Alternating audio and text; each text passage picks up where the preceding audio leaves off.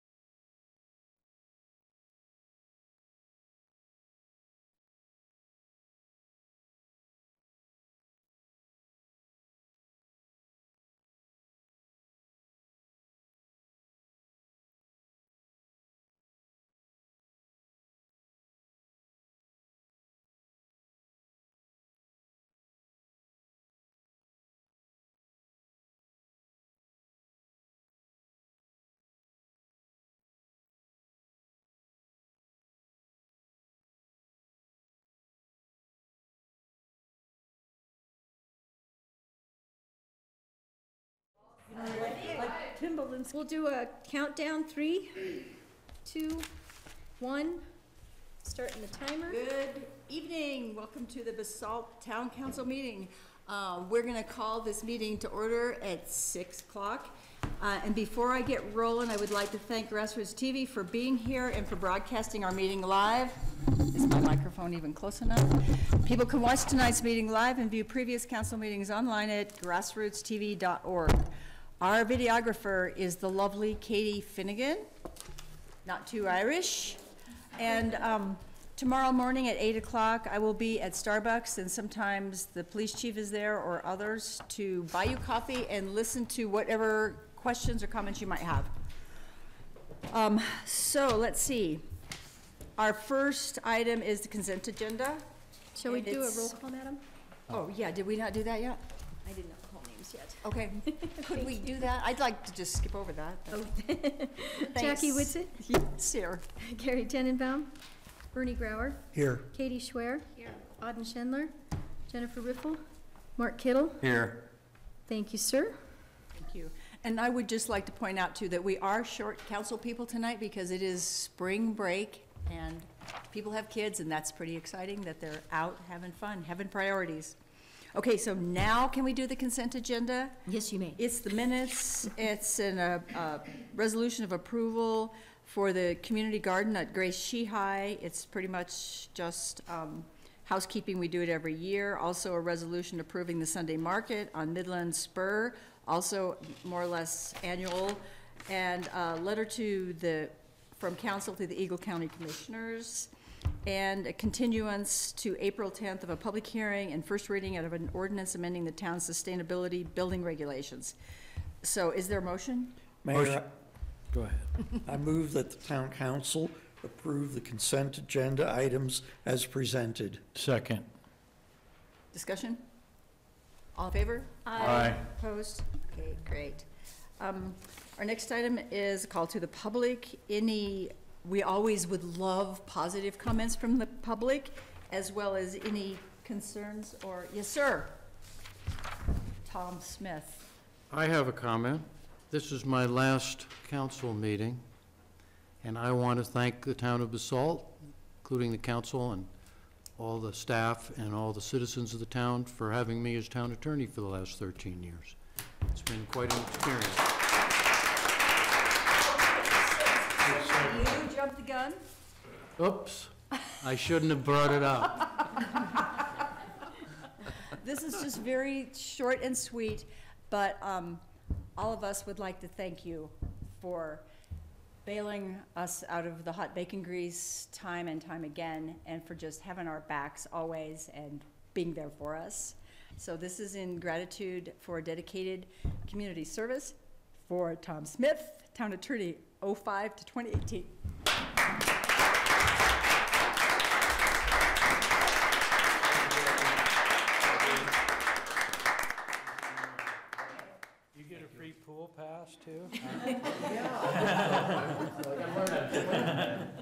Thank you, thank you. Name on the list. Okay, so you totally made me forget where I was. Oh, yeah, public comments for items that are not on the agenda. Anybody want to go? Yes, sir. And if you could come up to the microphone, because we're on TV and otherwise they just see your lips moving. Sure. Hi, everyone. Could you say your name? My name's Mike Kerr, and I live over in Elk Run. I've been here for a long time. But anyways, enough about me. Just wondering how a citizen would get that jungle gym removed out on the corner of Highway 82 and Two Rivers Road. I know that there was probably a due process for having that thing placed out there, but I've talked to quite a few people in the community, and most that I've talked to are kind of opposed to it. Is that the art sculpture? Okay. Okay, can we have a discussion with our staff about that and get back to you? Sure. Yeah, go ahead. What's the schedule, Susan? It's going to be moved at some Yeah, point. we've Okay, given permission for the art sculpture. I think it's through June of next year. It's one more year. Okay. Could you just, if you could just say just a little bit about the specific concerns you've heard about it? Well, my personal concern, the reason I came in is because, for one, I got to drive by it, most days that I leave my house and drive somewhere. And, it's a pretty obnoxious piece of art, in my opinion. And for the town to be determining what people should see as art out in the town, I think is not ideal. I mean, I think, in my opinion, you go to a museum or an art gallery, and art is always in the eye of the beholder. I'm sure there's some people who love it, but art is a funny thing. Some people hate certain kinds of art. So you put this big piece of art making a big statement right in the corner of the town and making everybody look at it. And I don't like it. I think it's ugly. So, and I think there's quite a few other people that feel that way. Well, thank you for taking the trouble to come in and tell us. That's just So my maybe opinion. there's a And if you could schedule just leave change. your contact information on the sign-in sheet. Sure. Would be helpful. I'll do it. Super. Thanks. Thanks, Thank you. Have a Mike. good evening. Any other comments from the public for items not on the agenda? Okay. Mayor and council, reports and comments. Anybody have anything? My only report is that this past Saturday, and I'm just estimating this, but there was the March for Our Lives about gun control, and we probably had 300, 250 or 300 people in this park right here, and had some really meaningful speeches that went on. And I was just proud to see people turn out, well, basically for anything, but for that super, super important issue that shouldn't be going on like it is forever. So anyway, that, I was very proud of us. Bernie was there. There may have been other council there. Okay.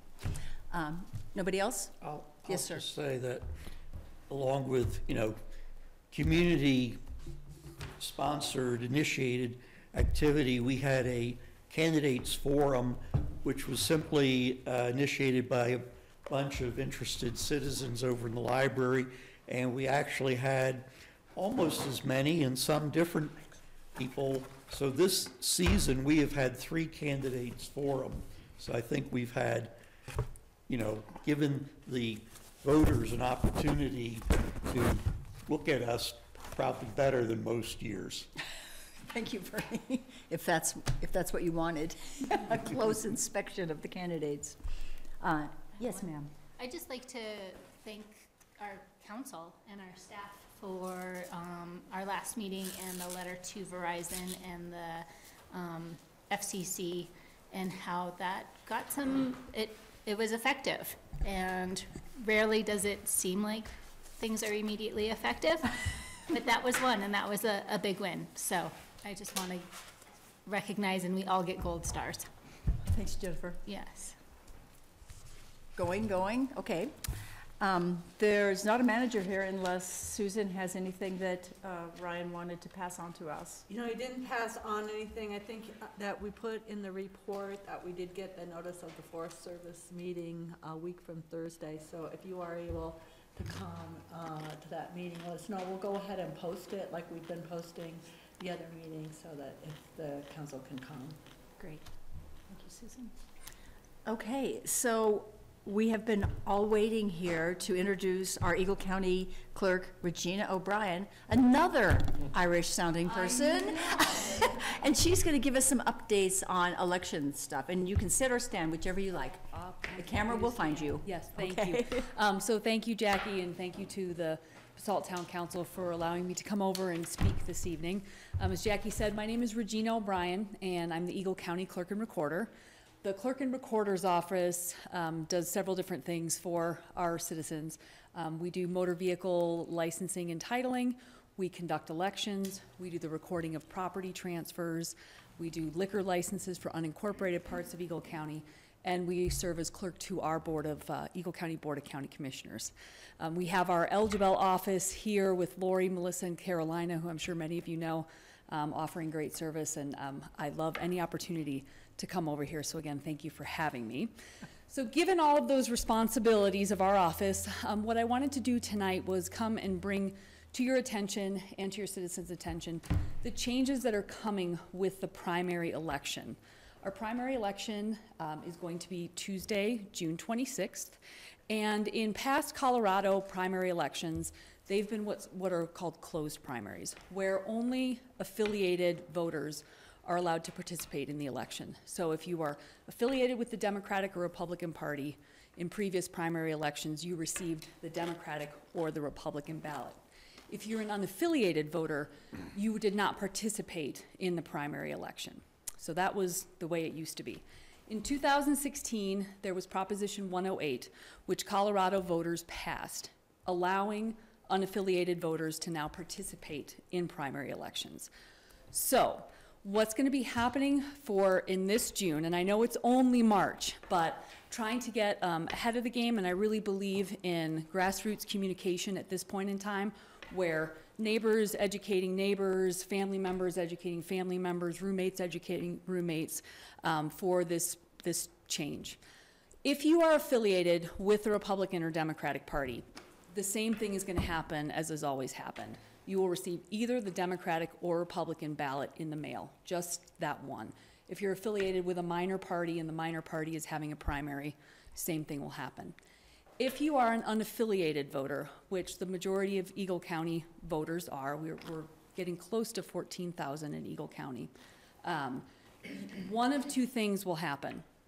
You can go online as an unaffiliated voter to govotecolorado.com, or you can go into one of our offices and fill out a voter registration form and update your voter registration to choose a ballot preference.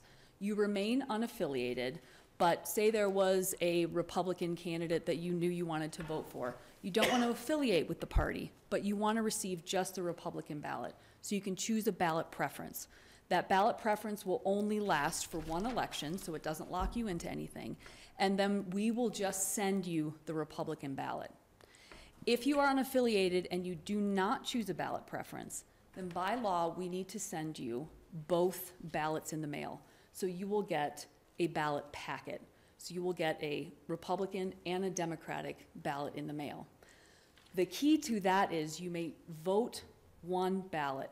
You can not vote across ballots. If you vote across, we cannot count those votes. So if you do receive a ballot packet, it's not a screw up on our part. It's what legally we are supposed to do. Just vote one and return one so that your vote can count.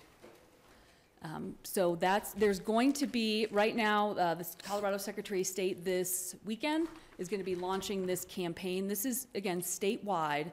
It's going to be youchoose.co.gov, providing information to voters There's going to be a pretty significant PR campaign, and then I know all of the counties are going to be reaching out to our voters to get the word out, because again, we just want to make sure that everybody who would like to have their vote count, that ballot comes back in and we just get that one ballot so that you're enfranchised.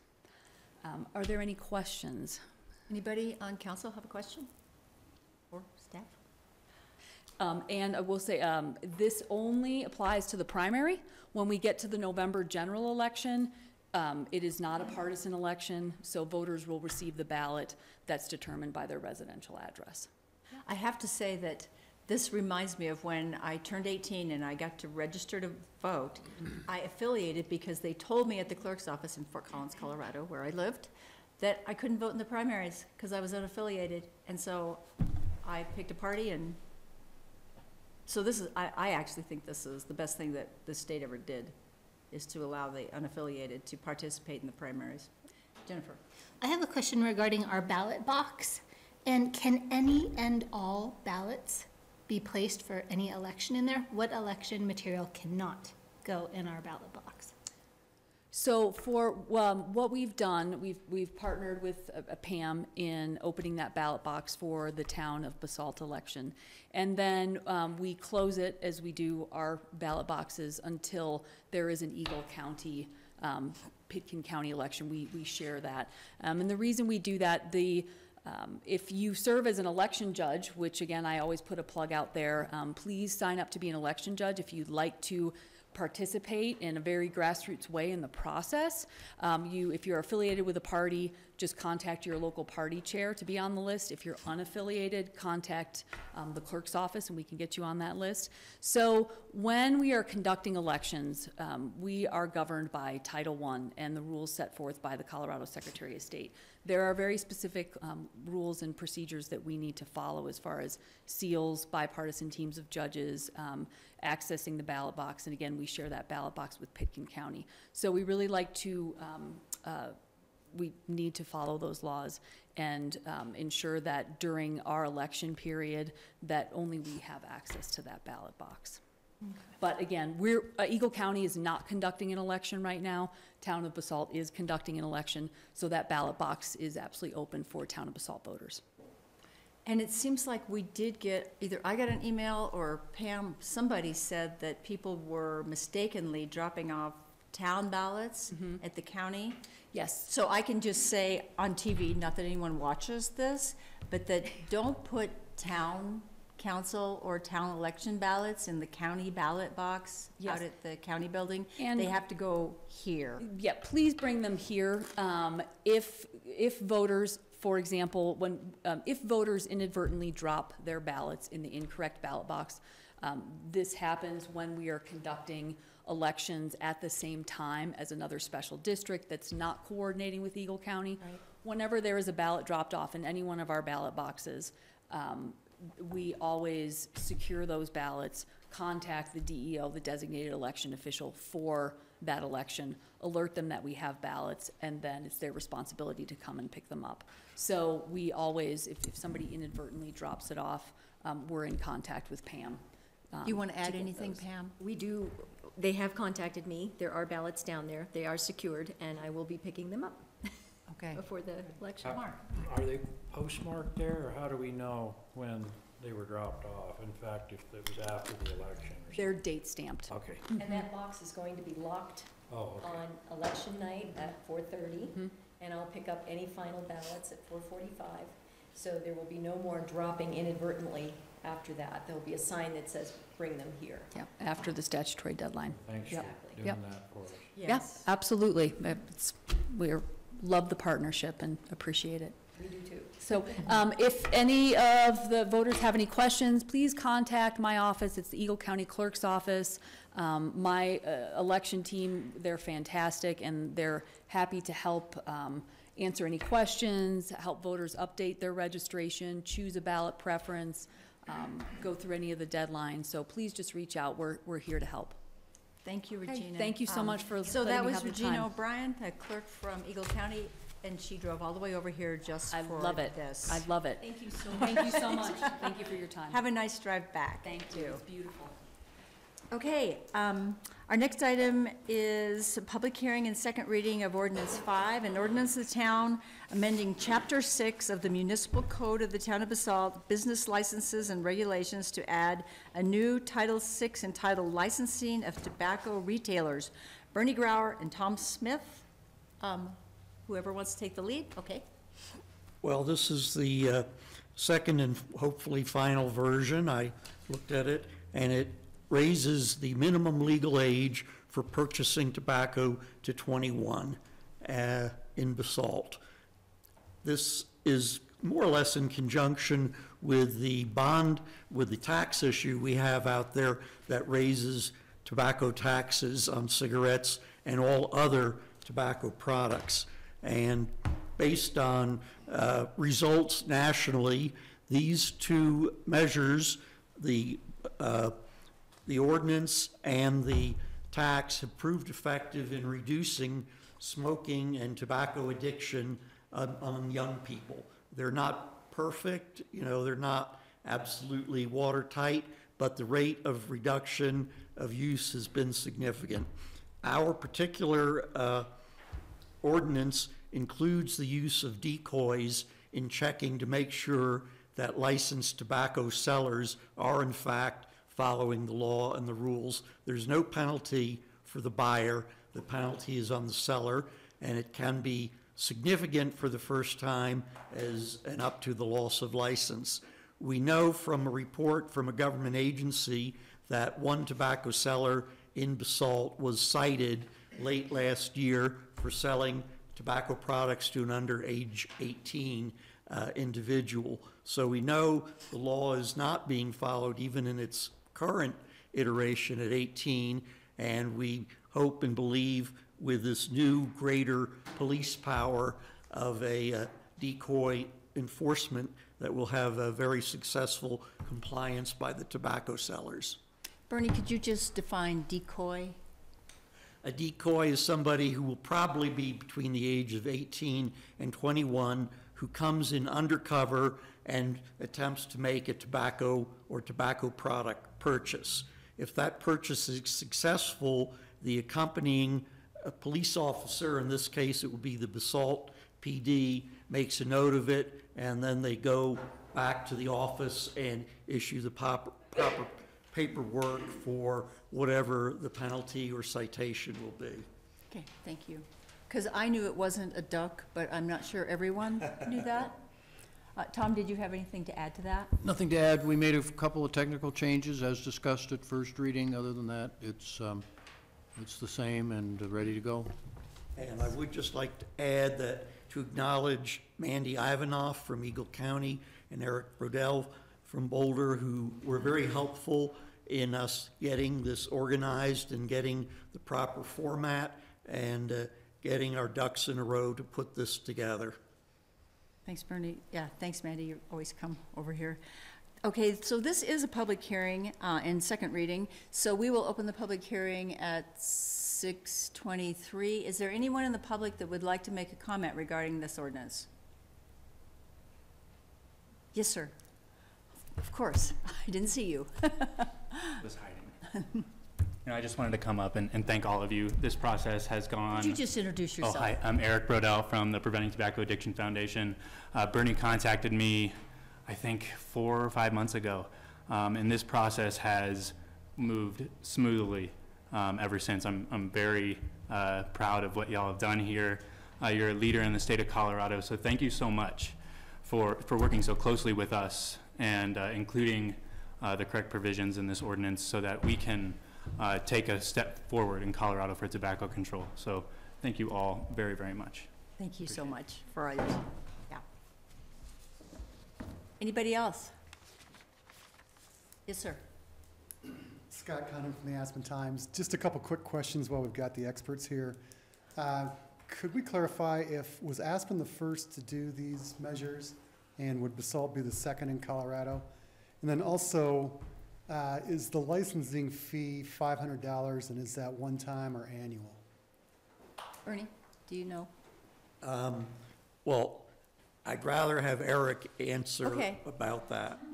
About the licensing fee, Tom today, I believe it's 500, but is it one time or annual? You know, I can't recall without It's probably right without reading it. here. Yeah. I think it's annual fee, but if it's not clear, we should clarify it. I couldn't find it there. Yeah, I'm not sure. The amount of the fee, as you may recall, we decided we weren't gonna put penalties and fees in this particular ordinance, so. Correct. Oh, it's in the That's right. penalties Remember, and because fees. Ryan wants to have Yes. it in a comprehensive Yes, fee and penalty ordinance, so, right. that is where the duration of the payment will be specified. We don't have it in there yet. So all licenses shall be for a period of 1 year. Yeah. The license itself will be annual, and whether the fee has to be paid each year or not, I assume will be discussed when we put the fee schedule out for public comment. Okay, thank you. Yeah, Andy. Hi, Mandy Ivanoff, Eagle County Public Health. To answer the question about Aspen and Basalt, so Aspen did pass Tobacco 21 and a retail license that went into effect January 1st of 2018. So Basalt will be the second municipality in the state of Colorado.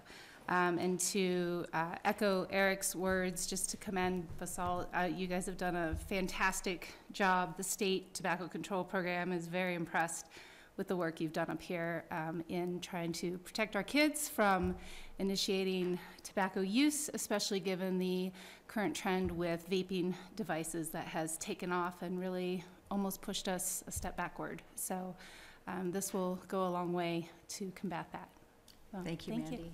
And I have to say, it was almost a one-man show of Bernie Grauer. He thought of it, he brought it to council, he brought the experts in, he followed it through all the way to the end, and is kind of our subject matter expert at this point, and it was, you know, a really good thing. I mean, we get caught up in reacting to everything, and very seldom do one of us have the wherewithal to say, we should probably do this proactive thing. So I want to congratulate Bernie before we ask for a motion if there's no more public comment. So we'll close the public hearing. And as for discussion or a motion from Mayor, I council? move the town council adopt ordinance number 5, series of 2018 on second reading. Second. Further discussion? All in favor? Aye. Opposed? Excellent. Thank you for your wonderful support.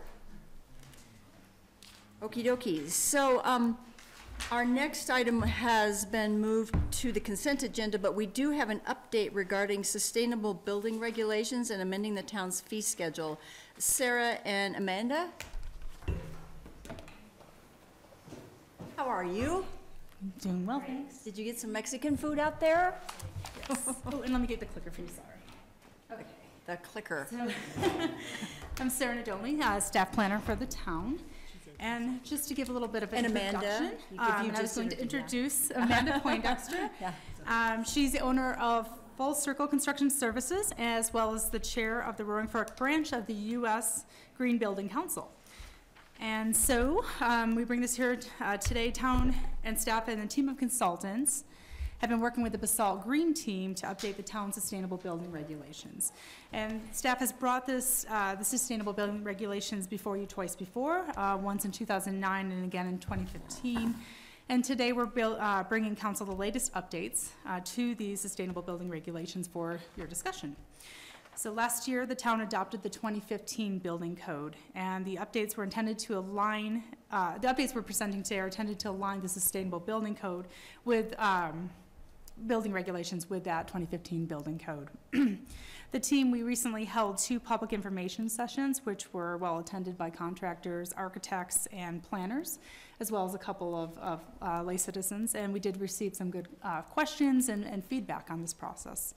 So again, Amanda's here. She's our one of our consultants on this project, and she's going to be presenting a summary of the changes that are being proposed, and we're happy to field any questions after that. Turn it over to Amanda. Right. Thank you. Hello, everyone. So ultimately, you know, we adopted this 2015 IECC, the Energy Code, and we are just kind of wanting to revamp our sustainability regulations to reflect the multiple compliance paths within the energy code that ultimately, lead to a more holistic design and kind of systems thinking rather than component thinking with these projects. And we also are revamping them to reflect the different buildings that we are seeing or could potentially see in the future, go to permit, such as, maybe a warehouse center or major child care center, and just kind of adjusting the different thresholds and requirements for each building type, as well as updating on the residential end, the square footage sizes, as well as remodeling size of the project. So, we have in our adopted climate action plan, right now we are looking at levels of reducing our emissions off the 2014 base levels 25% by 2025 and 80% by 2050. These are very aggressive, but are in line with Eagle County and most of the Roaring Fork Valley. As you can see, buildings are a huge chunk of these emissions. So if we want to reach our goals, we would like to hack away at this aspect of it. So again, not only adopting the 2015 IECC for the new buildings, but also holding the sustainable building regulations for existing buildings. Right now, our sustainable building regulation, they are addressing our site conservation and water usage, renewable energy, as well as indoor air quality and use of renewable or recycled or recycled content material. So some of our highlights that we're looking at, and I can show you our checklist that this is based off of, but we're changing our minimum point thresholds for not only in commercial, the different types of buildings, but also in residential, the different size of the building, as well as adding minimum point requirements within each subcategory. So, in each, with the site conservation, water usage, having them get some points somewhere within each subcategory. So they're not just getting all their points in, say, renewable energy. We're holding them to each part of that. We are also adding a continuing education requirement, which was brought to you guys a little while back when we were talking about a net zero energy compliance path with houses. And we have in the budget $10,000 for the year to provide trainings for contractors that now would be required to get this continuing education. So we're going to offer that through 2018. It's going to be slightly lenient for people going to submit for permit, but in 2019 starting to require this training. And then also we have the 25% permit cost rebate for choosing that Department of Energy Zero Energy Ready path. So when we were going through these are just the different levels of the projects. We added some categories for historic, as well as historic remodels, the different levels of remodels, which we are tying to the International Existing Building Code, and different new construction types, such as the hotels, hospitality, data centers, warehouses, tenant finishes, and whether that tenant finish is going to be a restaurant or a non-restaurant. So again, this is our SBR. The type 1 is a residential, so that's single family, duplex, and the townhomes. Any additions over 200 square feet and the reconstruction of over 50% of the building area. This is our flow charts that we have kind of came up with to help you understand the different compliance paths. As far as commercial, this is the non-residential, mixed-use, multifamily, the higher levels of remodels, additions, and detached garages over 500 square feet, as well as the reconstruction greater than 50% of the area. And again, our flow charts. So from that flow chart, just one question. I saw that on all SPR type 2s, is LEED gold a requirement? No, that is a compliance path. Yep. Okay. And that has been retained, that has already been written in, and that's, if you go LEED gold, you are exempt from our building, our sustainable building regulations. Got it. And then you also get a rebate of $5,000 on your building permit. Okay, great. Amanda, could you speak to, I've heard some talk from Holy Cross that they're discouraging solar use now because our peak in this valley is at night and the sun's already gone down. Can you speak to that at all?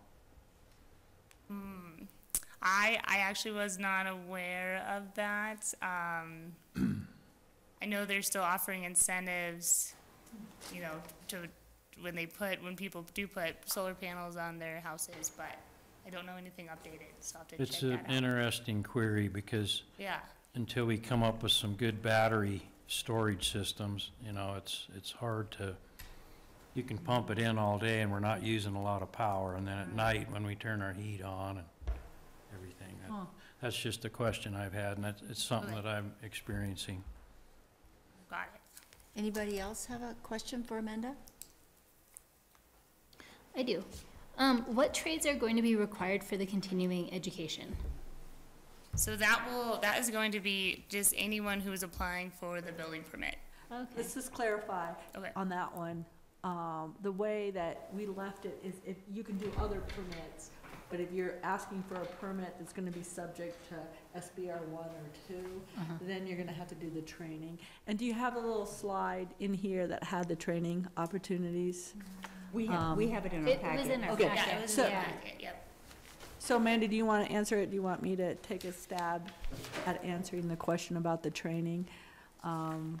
You know, the basic gist of it was to kind of ease you in, so that this year we would be offering it free. But if you came in on January 1 to 2018, you would have to have 2 hours of the training. And so, we were going to have, we thought 3 training opportunities that were sponsored by the town of Basalt. Plus, Amanda was listening on that list, some of the other free trainings that you could do. And Amanda had conversations with CORE and CLEAR, trying to, you know, get their interest. They were kind of interested in partnering on this. There was some other point that I wanted to make on the training. So looking at the list of trainings, and this is what sparked my curiosity, is it the general contractor that is required, or the individual, the representative for the individual of who is?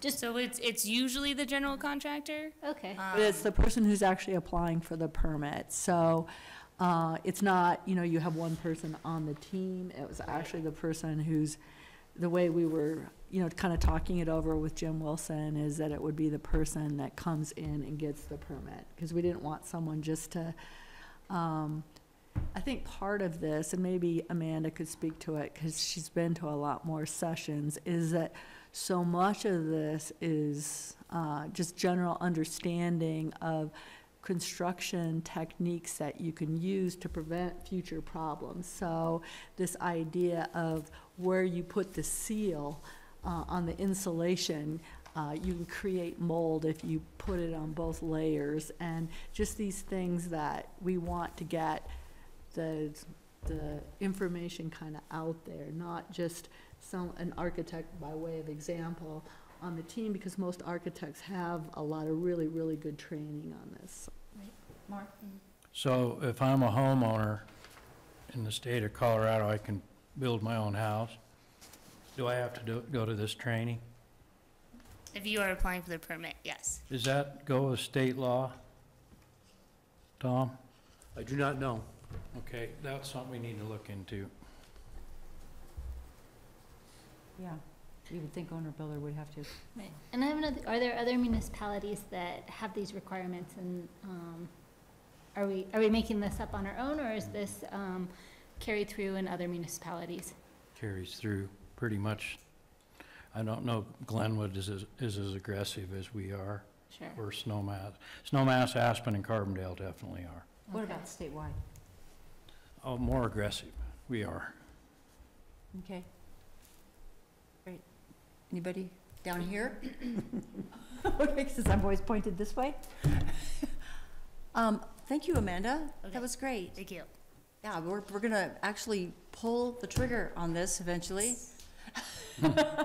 I hope. Maybe not while you're still here, but, More than likely Back. not. so we really do appreciate Okay, you coming here and doing all this work for us in the background. yeah, no, thank you. When will we have this on? Right now, it's on April 10th. Oh. And so that's what we continued it to. Okay. And as you can imagine from our discussion here, it's pretty complicated, so, It is. working through, getting the ordinance ready. Okay. Thank you very much. All right, thank you. All right. Yay. Good pictures, stuff. Okay, there is nothing else on our agenda. Is there a motion to adjourn? Motion to adjourn. Second. We're adjourned. Wow, Thank you. maybe world record. Oh, wait, I know we're off the record completely, but I just want to say thank you to all the candidates who are running for town council, including Bernie, Gary, and all the folks who have thrown their hats in. It's can be a terrifying experience, and it can be kind of fun, too. So, thank you. No, the campaigning part. No. Okay, so